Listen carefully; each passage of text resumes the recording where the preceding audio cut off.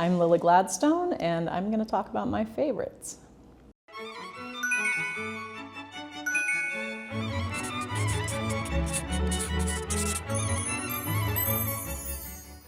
Favorite hobbies? My favorite hobbies outside of acting, I probably am considered a crazy plant lady at this point. I'm loving the background and the space that we're in right now. I love helping things grow. I love helping things propagate. It's very therapeutic. I'm also quite a lover of bugs and insects, and particularly bees. Getting outside and finding the little tiny details in life. I spend a lot of time outside. Favorite red carpet look? Favorite red carpet look? Probably the big red carpet that I had this year. It's Valentino, big, beautiful, flowery decals, wonderful dentillium Jamie Okuma earrings. Yeah, that's what I wore at Cannes this year. Awards recognition to me just means that people have seen the film that we were hoping we were making, that people have connected to it. Because your character is the conduit for the audience to really be in the story. That's the best part. Favorite karaoke song? Ooh, favorite karaoke song. I always request These Boots Are Made for Walkin', Nancy Sinatra. But the one that I think is the most fun and communal, and you don't hear that often, is Blister in the Sun by Violent Femmes.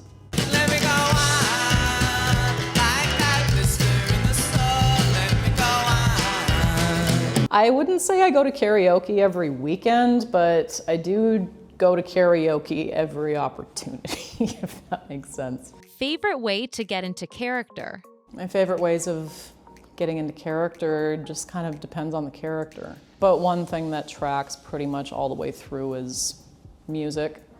If it's not showing up for me on the day, or if I need that lens switch, that headspace switch, then music is one of the quickest ways to do it.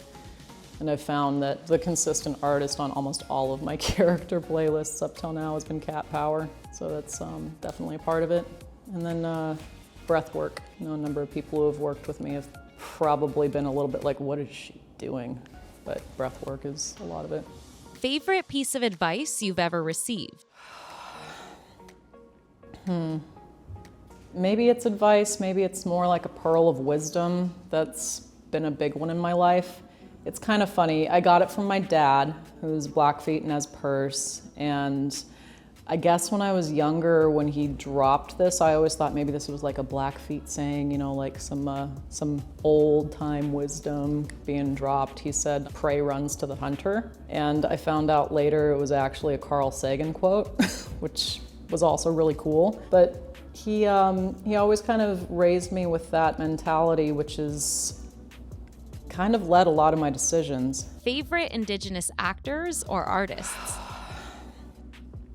Earliest memories, just to kind of boil it down to those seminal childhood inspirations. John Trudell and Sheila Tousey, both of them were in a film called Thunderheart.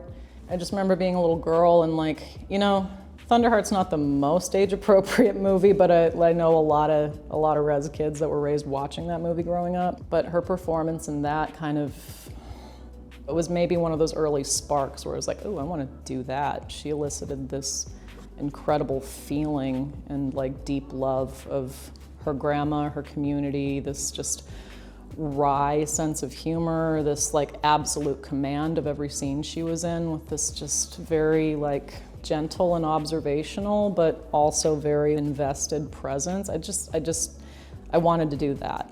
And I was very lucky I was able to join her on stage at some point in my career. Sheila's kind of probably to blame for a lot of what's transpired in my life since then. Favorite thing about your hometown? Oh, my favorite thing about my hometown. Browning, Montana, every time I go back. I love that even though things change over the years, there are some things there that just haven't changed since the 70s, the 80s, the 90s, since my childhood. One thing that's very frustrating, I think, about a lot of narratives with modern Native people is this struggle to get off the res. My family had to leave eventually just because of lack of job opportunities. My dad had grown up in Seattle and moved back, chosen to move back in his 20s. And my parents both chose to raise me there because they felt it was really important that I have a connection to where I come from and who I am, and that I would be comfortable living there. Favorite behind the scenes moment? With The Unknown Country, favorite behind the scenes. I mean, that film, truly, every time we got together to make it, and it's kind of the way that I wish I could make every film, it was friends. At some points, sometimes it was just me, Marissa, our director, and Andrew, our cinematographer, camera sound that we went back in and post to like fix up, but always skeleton crew. And everything was just fun. It always felt like, hey, let's take 5 days as a group of friends and get an Airbnb somewhere and hang out and then like go shoot for 3 hours a day, just like driving around and seeing what we can find. I fit in really quickly. Like, we became family and we became so close so quickly. I road tripped out and hung out with them less than a month ago, and it just felt like a family reunion. Favorite thing about independent cinema? Independent film will go places that, you're told nobody cares about. It explores narratives in such a unique way. It doesn't just challenge where you're looking, it expands how you're looking. I mean, there's a reason a lot of the huge films will shop independent film festivals for new voices, because that is where story and the art and just the sheer goddamn love of it really surfaces.